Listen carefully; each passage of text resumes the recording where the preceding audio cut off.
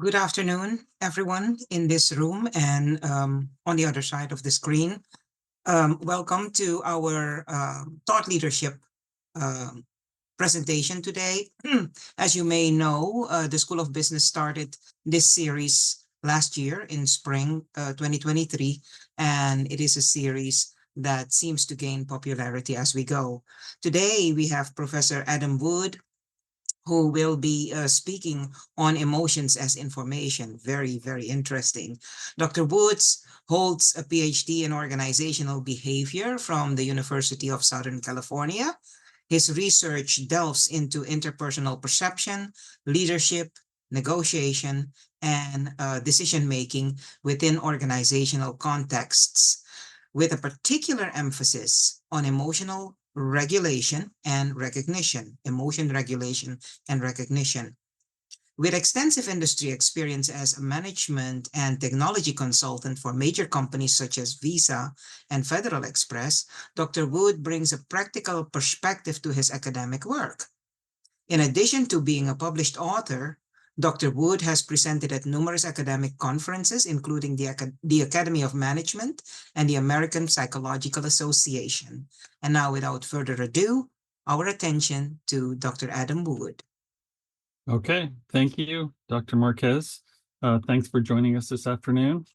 I thought I would do a little bit more, hopefully, fun presentation.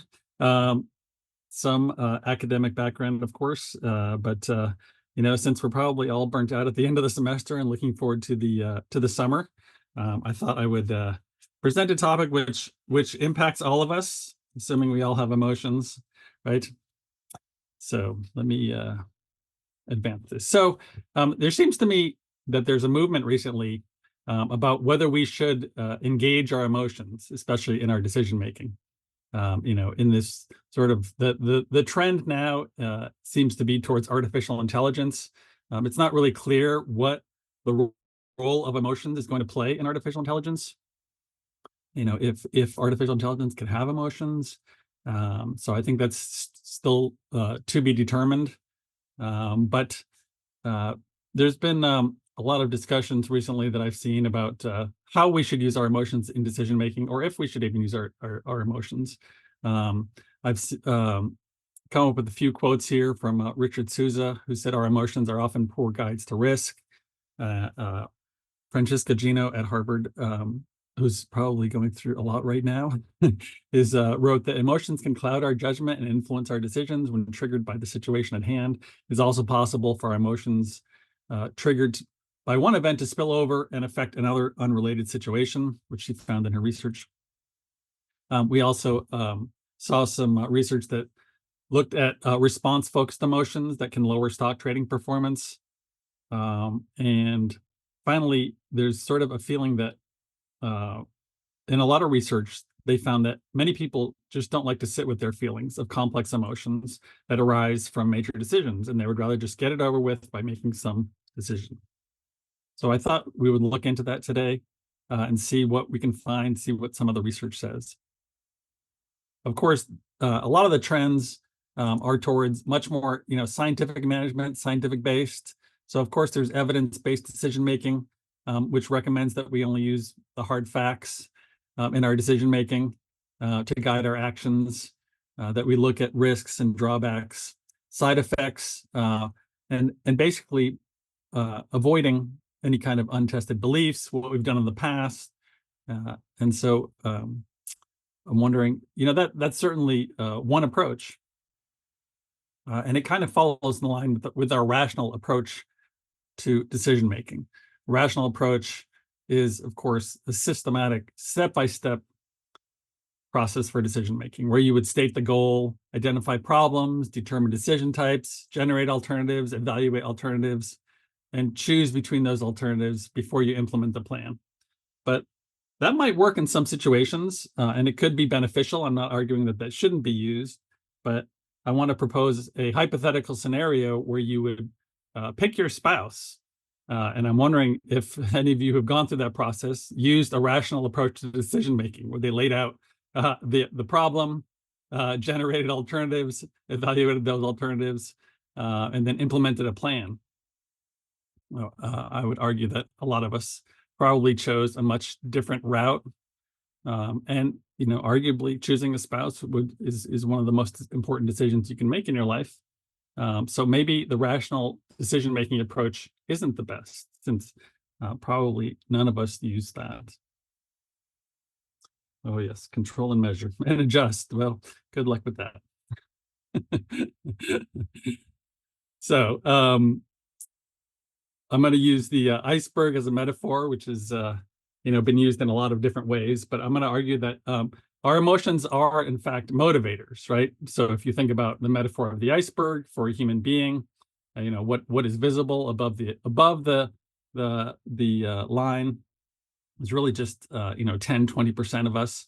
But really the emotions underneath the surface, that's the majority of what's moving us, right? And what's driving us. And you could argue that a lot of us won't do anything unless there's an emotion behind it, right?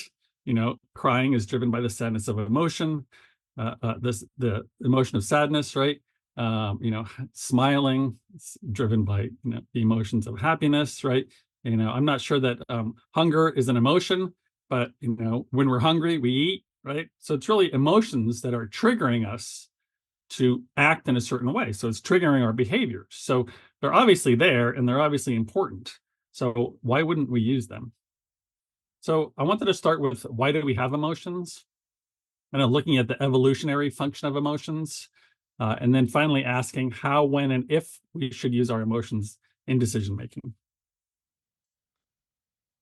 So at a basic level, I think we all know that our communication consists of several different dimensions, right? So we have verbal, which we tend to value the most, right? But there's also other things underneath that, paraverbal and nonverbal. Paraverbal are things like tone, intonation, even the speed at which you're speaking. And of course, nonverbals, which are a whole set of other behaviors and displays. We don't need to be taught a lot of these things, right?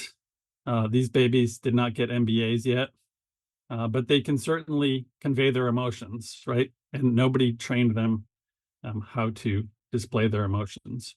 And we can also interpret their emotions pretty accurately, right? I think nobody would be confused about what these babies are feeling. So it's been argued that the majority of our communication is in fact nonverbal. And of course, it can differ from culture to culture, right? So nonverbal communication can play a larger role in our communication, depending on where we live. And in fact, our rules for displaying nonverbal behavior can also be different, right? You can imagine that what's expected in Japan in terms of what behaviors you would display is very different than what it might be in Sweden or the United States. So most of us are good at deciphering emotions. We're born with the ability to express emotions very naturally, and we're also born with an ability to decipher emotions, right? Turns out that we can decipher some emotions better than others. There's an interesting study that found that you can actually identify the angry face in a crowd of happy faces a lot faster than you can identify the happy face in a crowd of angry faces. And so this is a consistent finding, and it kind of begs the question, why is that? So it certainly leads to the idea that there's a social component of communication. So I'm going to focus on that for a minute and look at this social functional perspective of emotions, right? So emotions have, of course, evolved as humans have evolved, and it's played a role in keeping us alive, in predicting our actions, and helping us regulate our behavior in groups. So the social functional perspective assumes that emotions solve social problems, and social functions that are derived from the consequences of emotions actually help groups function. In this sense, emotions are seen as automatic, involuntary, quick responses that help humans regulate their behavior, other behaviors, and help the group as a whole benefit, right? Of course, an evolutionary view of emotions wouldn't exist unless there was some social benefit to us. So this perspective considers 4 different levels of analysis. So we'll look at the role of emotions across 4 different ways, right? So of course, the individual, right? The role, what benefit do we derive from having emotions as an individual, right? And then what benefit do we have in dyads, or let's say couples, right? How do emotions coordinate social interactions? And then larger within a group, right? What do emotions do in terms of identifying, helping us identify our roles and strengthening our bonds between people? And then finally, in the culture as a whole, right? What role does emotions play? Do emotions play across the whole culture? I want to distinguish here between intrapersonal and interpersonal, right? Aspects of emotions. So intrapersonal emotions are the emotions that we experience just within ourselves, right? So an emotion might actually change our behavior in some way, even if there's nobody around. And there could be a role of emotions between people. So interpersonally, how do emotions help to structure our relationships? There was an interesting study at Aalto University in Finland that looked at where we experience our emotions. So actually, it's kind of what feelings do we have in terms of cold and warmth in our body. So emotions make us feel different ways. This is a larger kind of grouping of emotions. What's interesting is that if you notice that in anger is the only emotion, anger and happiness, but primarily anger, the few emotions where you actually experience emotions in your hands, right? So we'll come to that later, but I just want to point that out. So at an individual level, emotions basically help us improve our own fitness, right? If we're getting signals from our body that we should behave in certain ways, it's often derived because we have a certain emotion. So that's going to improve your own, personal well-being, right? Can also inform you, what's going on. What should you be doing, right? Should you be running away, in an anger situation? If you're feeling something in your hands, should you be prepared to fight, right? So it's sending blood to your hands. At a dyadic level, emotions help people to signal their beliefs, their intentions. They can be complementary. So one person can be expressing one thing, and the other person can be expressing the complementary emotion, right? And then it can also serve as an incentive or deterrent for a particular behavior. I'll give you an example of that at the end here. Within a group, of course, emotions can signal to other people in the group how you should be behaving, right? So how you should be behaving. So in a sense, the emotion that's being conveyed to you, if you recognize that emotion, can actually help drive the group harmony. And then finally, at a cultural level, we see that emotions can actually help us learn norms and values of the cultures, right? So you might imagine a collectivistic culture having different emotional expressions than an individualistic culture. I'll give you an example of this. So you could actually take any emotion and you could go through these 4 social functional perspectives at an individual level. Take the emotion of embarrassment, right? Why might evolution have given us this emotion of embarrassment? Well, at an individual level, it's going to signal to us that we need to change something, right? So we're experiencing something intrapersonally inside of ourselves, saying that, maybe we've put ourselves in a strange situation. At a dyadic level, it can actually cause us to change that behavior. So it could prompt us to do something different, possibly resulting in a reconciliation or a different outcome. Within the group, it could help us maintain hierarchies. So if your embarrassment is signaling that you've overstepped your bounds, for instance, that might actually reflect in the group that you should change your behavior, leading to greater group harmony. And then at a cultural level, this kind of reinforces the cultural norms and values. So again, a collectivistic embarrassment might lead to you doing something differently. So a lot of times, employees, especially in the service industry, are asked to conceal their emotions, right? They're asked to either hide an emotion that they're feeling or portray a different emotion than they're actually feeling. This concept is called emotional labor. You can see it in customer service representatives very often. And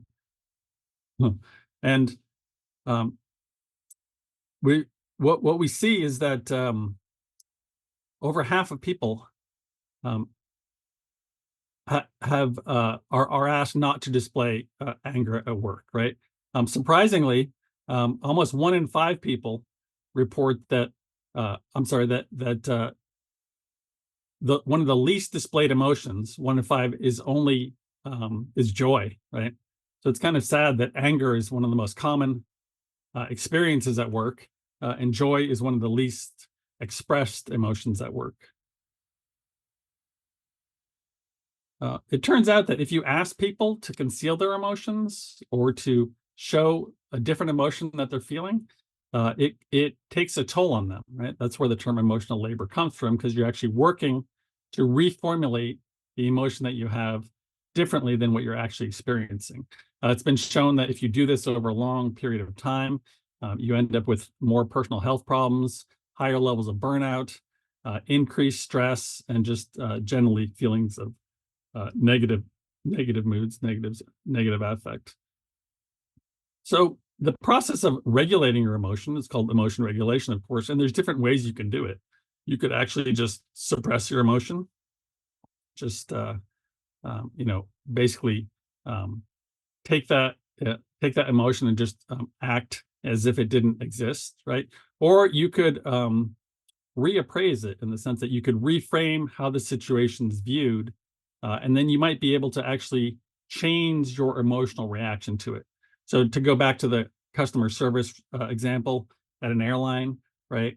So if you could ask the customer service representative to just pretend that they're not angry, right?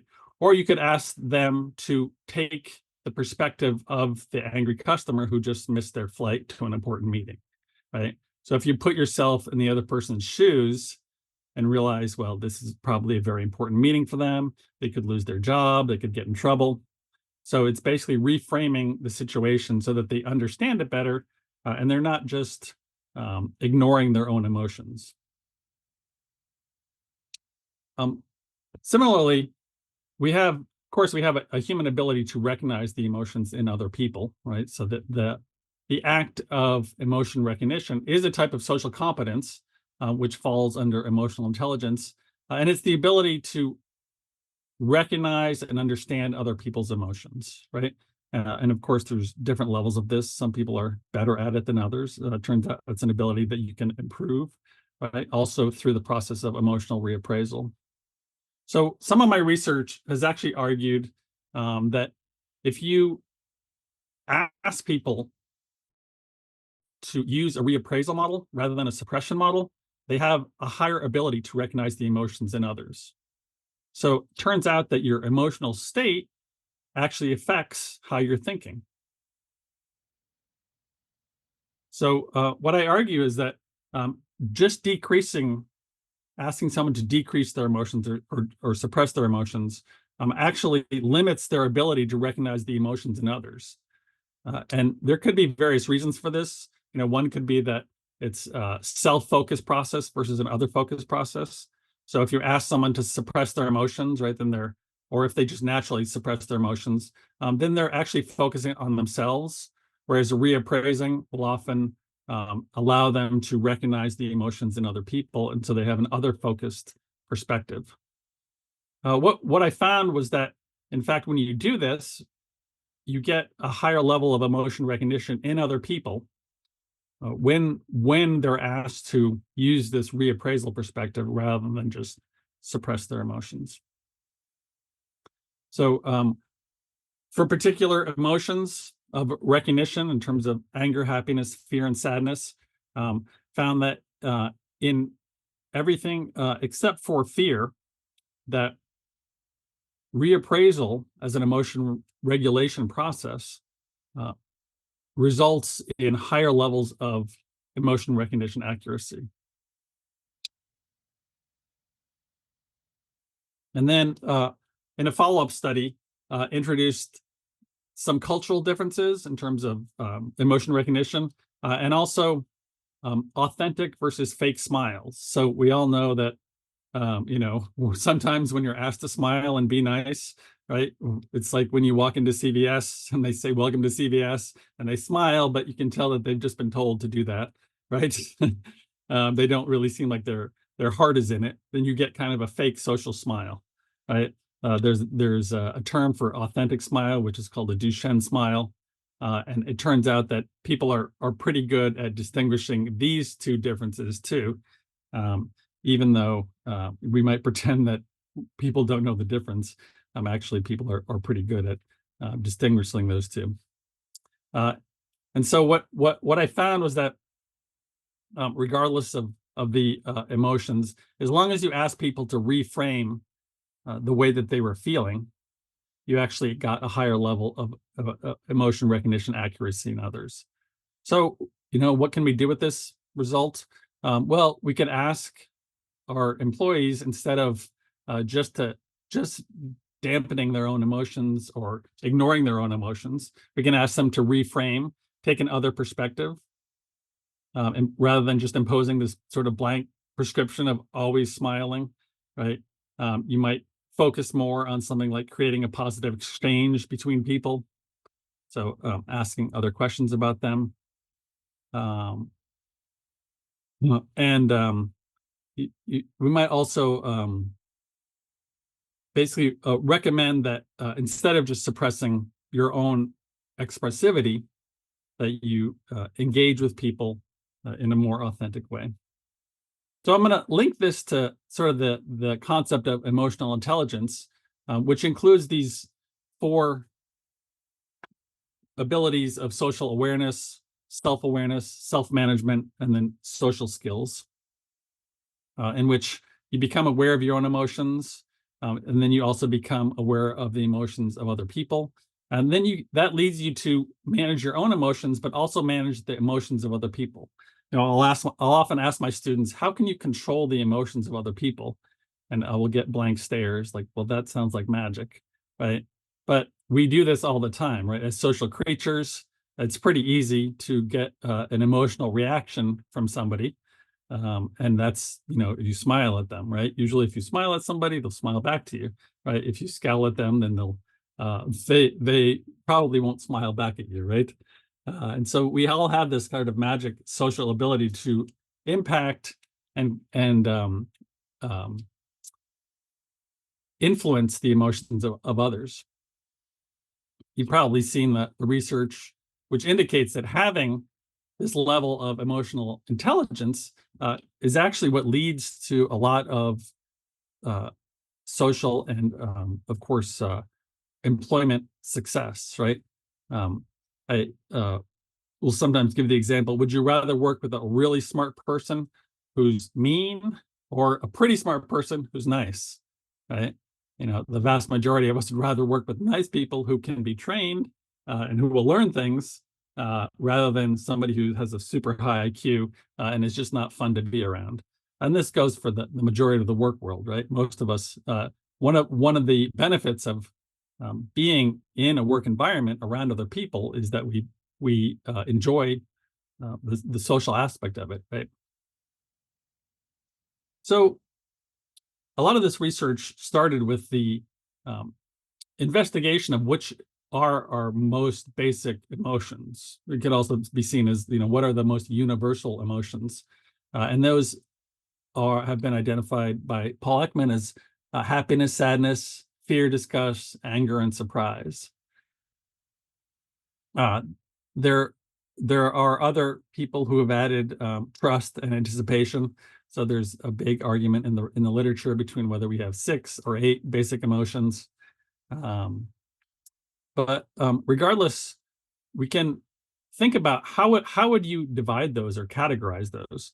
How would you group them together? And the major ways that they've been grouped together are through valence, meaning happiness or sadness, meaning sort of positive or negative, right? And then also approach and avoidance. So that kind of changes the grouping because, of course, happiness is a positive valenced emotion and sadness is a negative one.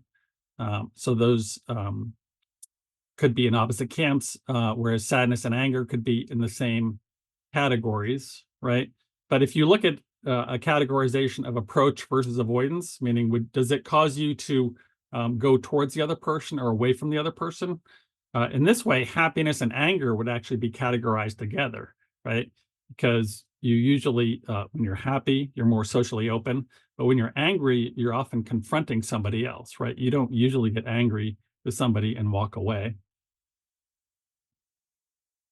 So being in this positive or negative mood can actually change the way that you make decisions.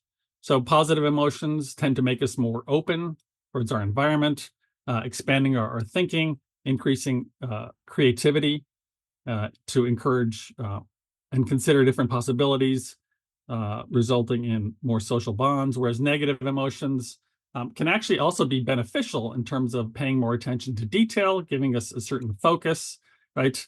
Maybe this is why Taylor Swift writes so many songs while she's sad. This allows us to examine things more effectively and actually results in the greater discovery of errors. So negative emotions can also be beneficial. We could expand these emotions to be even more detailed. Obviously, we as human beings have more than 6 or even 8 emotions, but they all kind of can be categorized or summarized into these 6 or 8 different buckets. Our emotional abilities, which result from this, actually help us to think, right, and help us to make decisions. So we can identify how other people feel, and it leads to the conclusion, I would argue, that if we manage our emotions in our decision making, we can actually end up with a better result than just suppressing our emotions. So I want to end with some recommendations that we value our emotions as information rather than suppressing or ignoring them. Usually, if we try to ignore our emotions, it doesn't work. It comes out in some other way. So it can come out intrapersonally in terms of bad health outcomes, or interpersonally in terms of what are called leaky messages. So people are actually pretty good at sensing other people's emotions, since it's such a basic human skill that we have. Trying to mask or ignore our emotions usually hurts us intrapersonally and interpersonally in our relationships. So we can try to hide our emotions, but we're not usually as good as we think we are. And emotions themselves do follow logical patterns. It's not that this is a completely rational or irrational approach, but our emotions are there for a reason. They're there for evolutionary benefit, and we shouldn't ignore them. And so emotions are universal. It's something we all share as human beings and in the human experience. And I would argue that our decisions are better served if we actually can manage our emotions in a way that is more insightful. So thank you for listening to that. I hope it gave you some thoughts for the summer. And if you have any questions, let me know.